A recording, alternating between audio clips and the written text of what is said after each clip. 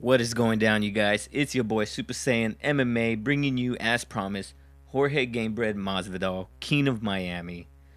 Why am I making this video? Plain and simple, Gamebred Masvidal, I feel, represents everything that I also represent, which is having a dream, going after it, despite how you were raised, despite your roots, and what you had growing up, just having minimal, and just picking your own self up and going after it and getting it done.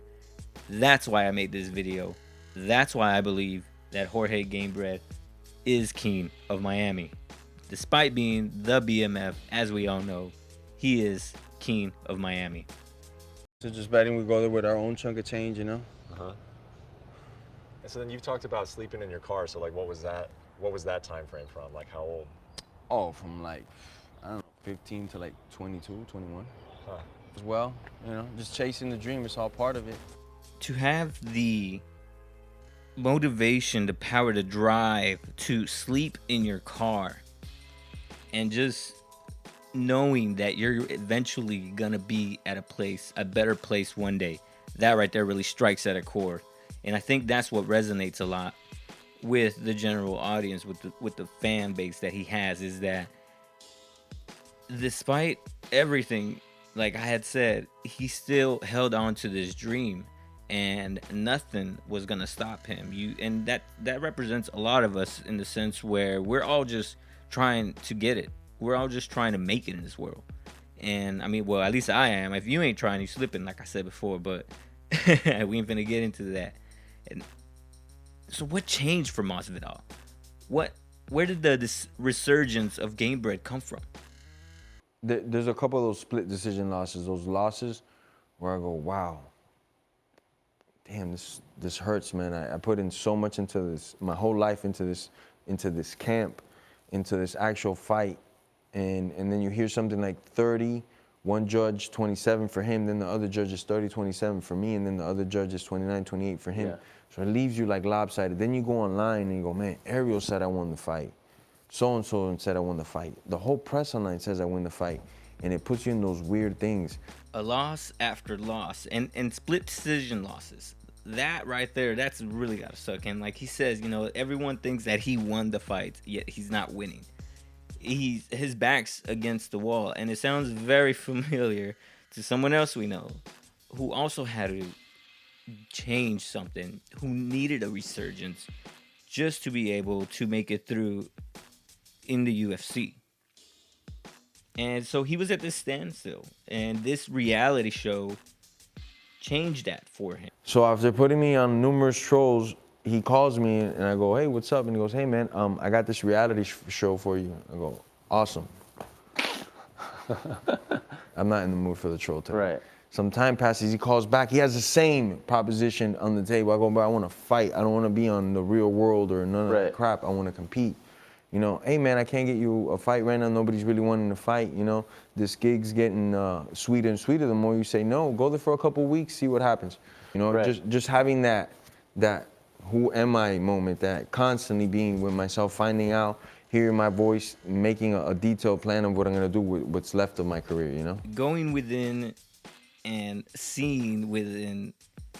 He had a real reality check out there, and sometimes when you're left with nothing to do, that's what you do. I remember many times being on deployment and with nothing to do, just sitting there, just going through things that I wanted to do later on in life, and honestly, creating MMA content was not one of them.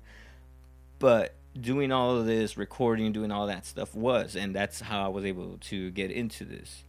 And for him, he saw that these decisions, these close decisions that he was losing to, they were unnecessary. He needed to go in there and actually just start putting these fools out. And that's what he did. He knew that he needed to actually start putting these guys out. And that's what he did.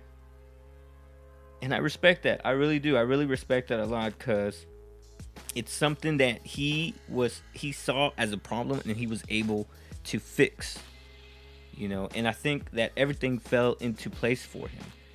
And that work ethic, you know, he had to have seen that from somewhere. And seeing as to how his dad was locked up, you know, his mom was the only influence in his life, and sure enough, that's where he got it from. My mom, she busted her butt to get me where I'm at numerous times. She was working, she had a full-time job at this dollar rent-a-car place, and she had a part-time job. Then at night, I remember she used to pack up like necklaces. Okay. Like she'd make necklaces all night long. And I would wake up like at 2 in the morning as a kid and see her working. And I'd be like, man, she just left to work, came back from work, and is still working right now to make ends meet.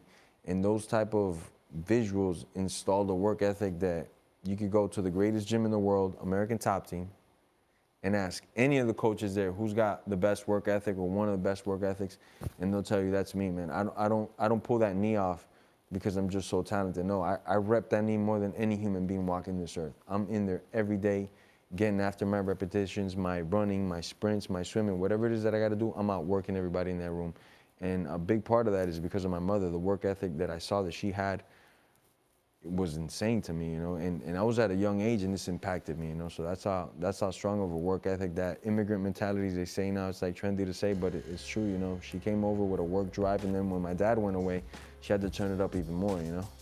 That immigrant mentality of, you know, just getting it done and trying your best to just make it, that right there, I believe it's inherited, you know. It gets passed down. At least it was for me. That's where I got my work ethic from. Both of my parents, you know, they're hard workers.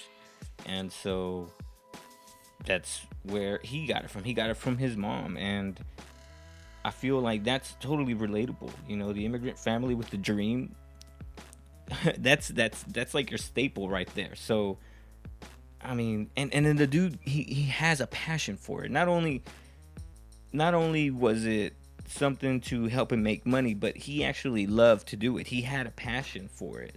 And I feel like when you're passionate about something, that definitely, there's a different driving force behind what you do. I mean, me doing this, I'm very passionate about it, and I mean, that's why I said I don't give a fuck. Like, I'm still gonna keep doing it no matter what. So, and also I feel like there were things that kind of fell into place for Gamebred. We can go back to when his resurgence. You know, he came back from the reality show, and then he fights Darren Till. Darren Till on a hot streak knocks Darren Till out in London. Like, that right there. No one had noticed you, they definitely noticed you now. You know, Gamebred's back. Oh shit, he just knocks that Darren Till out. Right? But then to top it off, this dude's doing an interview, and here comes Leon Edwards in the back, just bumping his gums. And I know you guys have seen that, and it's classic. So then all that went down. Then he goes and fights Ben Askren with the flying knee and KOs the shit out of him. And then he goes and fights Nate Diaz in Madison Square Garden and gets the BMF belt. That's why Gamebred is the king of Miami. But one more to really put that staple behind, and that is when you go to London and you piece up one of their guys and you can come home and have zero repercussions, that's how you know you the motherfucking king of Miami. You the bad motherfucking king of Miami. I'm gonna let you guys go. Peace out. Thanks for listening. Like and subscribe. Keep following for more content. Good luck to the both of these guys. That's right, both of these motherfuckers are fighting this weekend. Tune in, check it out, look out for more of my videos. In the meantime, peace.